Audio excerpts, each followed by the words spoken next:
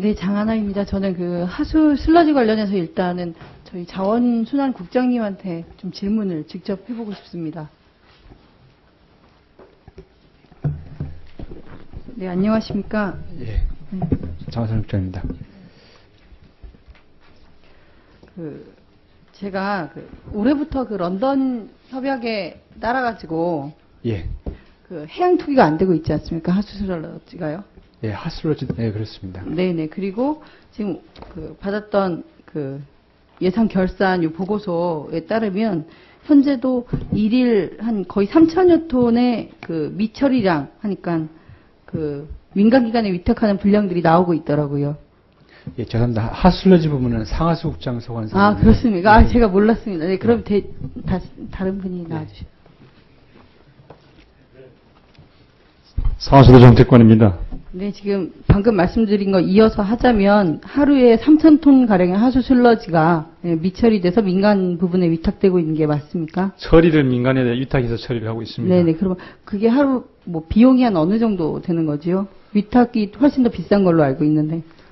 예, 아마도 이제 공공처리 시설이라든가 이쪽을 하는 것보다도 민간을 갈 경우에는 아마 처리 비용이 단가가 조금 더 높은 걸로 그렇게 파악을 하고 있습니다. 네, 그래서 일일 어느 정도의 비용이 드는지 알고 계십니까? 총액을 제가 계산해 보지는 않았습니다. 아, 그렇습니까? 예. 그러면 톤당 처리 비용이 얼마인지는 알고 계십니까? 그 처리 방법에 따라 다릅니다만 네. 녹색토라든가 하는 여러 가지 방법이 있는데 네네. 제가 알고 있기로는 7만 원에서 10몇만 원 이렇게까지 여러 가지가 있는 걸로. 예, 그러면 작게 7만 원만 해도 하루에 3,000톤 정도 민간에 위탁한다면 그 비용이 얼마일까요? 나중에 다시 계산해 보겠습니다. 어쨌든 3,000톤이고 톤당 처리 비용은 7만 원. 제일 작을 때 이렇게 알고 계시면 될 것 같고요. 그런데 문제는 이번엔 물환경국장님한테 다시 좀 여쭤봐야 될 것 같으네요. 예, 물환경국장입니다. 네네. 2010년에 예. 4대강 중점 관리지역 네. 하수 종말 처리 시설의 물리화학적 최적 처리 및 최적 관리 방안 이런 국립환경과학원 연구 보고서가 있는데 여기 내용을 보니 화학적 인 처리의 문제점, 요게 바로 아까도 많이 얘기가 됐던 총인 처리 시설, 예, 여기랑 관련되고 있는데 내용이 이런 게 있습니다. 응집제를 사용할 경우, 그러니까 지금 총인 처리 시설이 생물학적 방법이 아닌 거 맞지요? 화학적 처리 방법인 예, 거 맞지요? 네네. 그러니까 응집제를 예, 죄송합니다. 의원님, 그것도 저희 상하수도국 소관입니다. 아, 그렇습니까? 예. 응집제를 사용할 경우 약품비 등의 운전비 상승과 응집제로 인한 슬러지 발생량의 증가가 예상된다. 환경부의 하수도 정책 추진 계획에 의하면 2012년부터 공공하수처리 시설의 전체 슬러지 발생량이 이 총인처리 시설 때문에 최대 30%까지 증가할 것으로 예상하였다. 이런 내용들이 있습니다. 아, 예, 환경부 생활하수과 이렇게 되어 있네요. 그리고 문제는 올해부터 슬러지의 해양 투기가 전면 금지되므로 하수 슬러지 적정 처리 측면에서도 많은 연구와 기술 축적이 필요하다. 그러니까 이 총인처리 시설이 사실은 계속 화학약품을 써야 하고 운영비가 많다는 면하고 하수 슬러지 처리 비용도 지금 하루에 3,000톤인데 사실 지금 전체 30%가 최대 증가한다 그래서 추가 3,000톤이 나오는 거거든요. 매일매일 엄청난 비용이 들어가게 되어 있는데 이 총인 처리 시설에 대해 어떻게 생각을 하십니까? 이 문제, 네, 문제가 중복돼서 발생을 하고 있는데요. 인처리 부분은 기본적으로 하수의 부영향화 반지라든가 하천의 부영향화 반지라든가 하천의 수질 개선을 위해서는 꼭 필요한 시설들입니다. 그리고 처리 방법 자체가 응집제를 넣어서 슬러지 쪽으로 빼는 것이 현재 가장 효율적인 처리 방법이기 때문에 불가피하게 일정 부분 하수 슬러지가 발생하는 건 증가하는 건 불가피한 사항이고요. 금년 1월 1일부터 인처리 시설도 가동했고 또 하수 슬러지도 해양 배출 금지했기 때문에 아마 3,000톤 추가해서도 발생하는 어떤 그런 부분이라든가 그런 부분 조금 더 늘어나겠지만 이미 그 부분에 포함되지 않았나 이렇게 생각을 합니다. 지금 총인처리 시설이, 그러니까 응집제를 이용한 방법이 가장 오염원을 줄이는데 효율적이라 이렇게 말씀을 하셨는데요. 지금 그 점에 있어서도 문제가 있는 게 기존에 생물학적 처리하고 계셨잖아요. 예. 사실 요거는 경북대학교 민경석 교수님이 한국수자원학회 때 발표하신 논문인데 여기 보면 이렇습니다. 지금 화학적 응집 처리는 설치 비용 외에 별도의 운영비, 응집제 약품비가 소요된다. 그리고 또한 생물학적 질소나 인 제거 공법이 많이 보급되어 있으므로 화학적 처리에 앞서서 이 생물학적 처리를 이용한 총인 처리 강화, 그러니까 현재보다 더 그 발전된 방법을 받아들이는 게 오히려 낫다는 부분, 그리고 아까 분명히 응집제를 이용하면 하수 슬러지가 많이 발생을 하기 때문에 그런 부분들, 문제점이 좀 있는데 굳이 기존의 생물학적 방법을 개선하기 이전에 급하게 총인처리 시설, 화학적인 방법만 도입을 해서 거기에 5천억이라는 예산을 쓴 이유는 무엇일까요? 그 부분은 이제 그 주장하시는 분에 따라서 조금 다소는 차이가 있습니다. 현재 하수 처리 방식이 생물학적 처리 방법으로 해가지고 처리를 하고 있는데 그 부분으로서 인처리가 가능하다고 하는 분도 일부 있고 그 부분으로서는 현재 저희가 금년 1월 1일부터 적용한 방류수 배출 기준을 강화한 청인 처리 기준이 맞추기가 어렵기 때문에 추가적으로 하수 총인 처리 시설을 설치해야 한다는 어떤 그런 그 내용을 주장하시는 분도 있습니다. 그러나 일반적인 그 사항으로는 현재 있는 그 생물학적 처리로서는 강화된 인 기준을 맞추기가 어렵다는 게 통상적인 그런 이론입니다. 네, 알겠습니다. 원래는 그 총인 처리 시설을 265개를 만드는데 5천억 그 예산을 쓰기로 되어 있었습니다. 네. 근데 현재 몇 개 만들어져 있습니까? 예. 죄송합니다. 예. 정확한 수치는. 현재 334기 이렇게 건설되어 있고요. 여기서 그러니까 약 70개, 69개의 총인 처리 시설이 늘어났는데 여기 추가 예산은 얼마나 든 겁니까? 인처리 시설 같은 경우는 그거는 아까도 말씀드렸지만은 하천으로 배출되는 인 농도를 줄이기 위해서는 언제 해도 불가피하게 해야 할 시설들입니다. 그러니까 저는 기존에 4대강 예산에 265개를 만드는데 5천억 쓰기로 하셨죠. 근데 현재 334개입니다. 그러면 그냥 산술적으로 260개로 5천억 원을 나눠서 다시 70개 정도 더 지었을 때 1,000억에서 1,300억 쓰는 건데요. 이 예산은 어떻게 된 건지 그거 여쭤본 겁니다. 총인 처리 시설의 어떤 기능을 물어본 거 아니고요.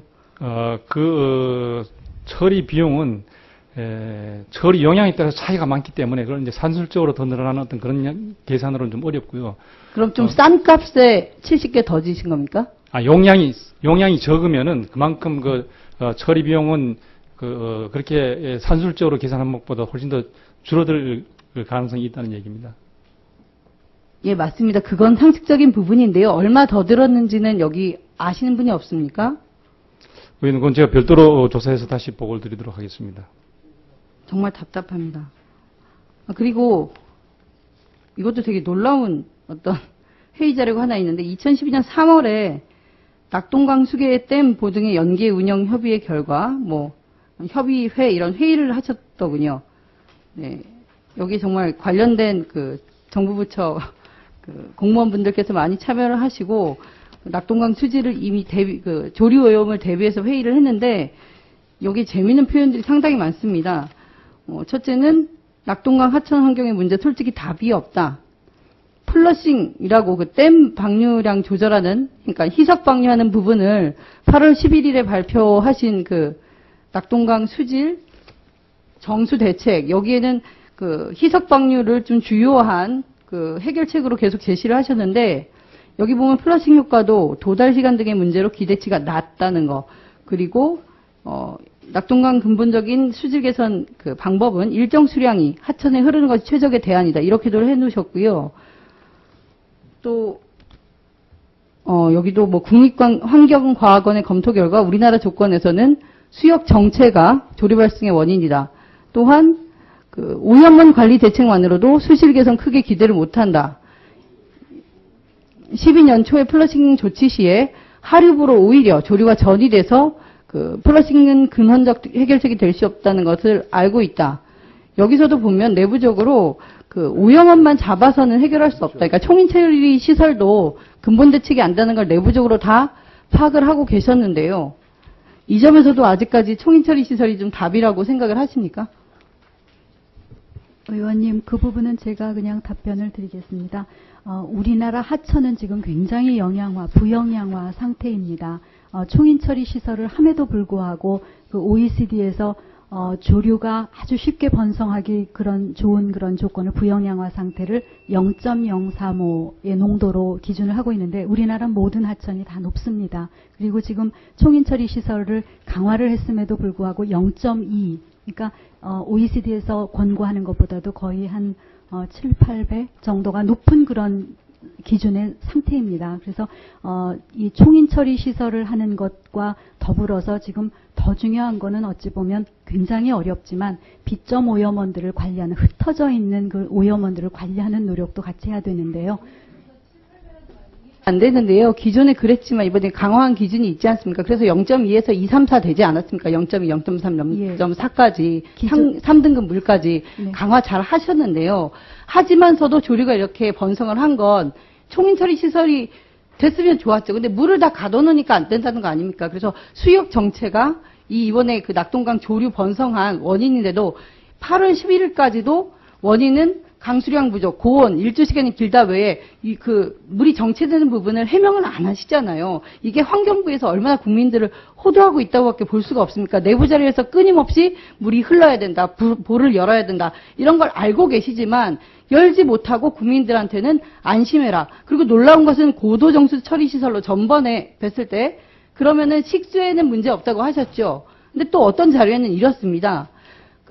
취수장, 그러니까 물을 취수할 때는 고도정수 처리 때문에 괜찮지만 고도정수 처리를 해도 조류가 산도가 높아져서 정수는 문제가 있을 것이다. 이런 것도 국회회의 자료에 있습니다. 제발 이런 걸 가지고서 국민들의 환경부가 안심해라 해버리면 지금 국민들은 청와대보다 환경부를 못 믿게 됐어요. 예전에 국민들이 그래도 선호하고 믿었고 깨끗한 인지가 있었던 환경부가 그 위상이 정말 추락을 한 겁니다. 이 점에 대해서는 괜찮다 안심이라는 말이 아니라 지금이라도 좀 대책을 강구해서 총인 처리 시설이 답이다, 희석방류가 답이다 이런 말을 하지 마시고 국민들이 회의에서 문제를 자, 이제 정리해 주십시오. 시간이 너무 많이 지났습니다. 그런 부분들은 국민들의 알 거리를 위해서도 건강을 위해서도 제발 좀 바른 말씀을 해주셨으면 하는 게 바랍니다. 네, 수고하셨습니다. 말씀을 다음에 하시죠. 자, 예. 질의 요지도 다 들었고 답변도 들었습니다. 원인이 서로 다르고 답변도 좀 다르신 것 같습니다. 다음은 서영교 의원님 질의해 주시기 바랍니다.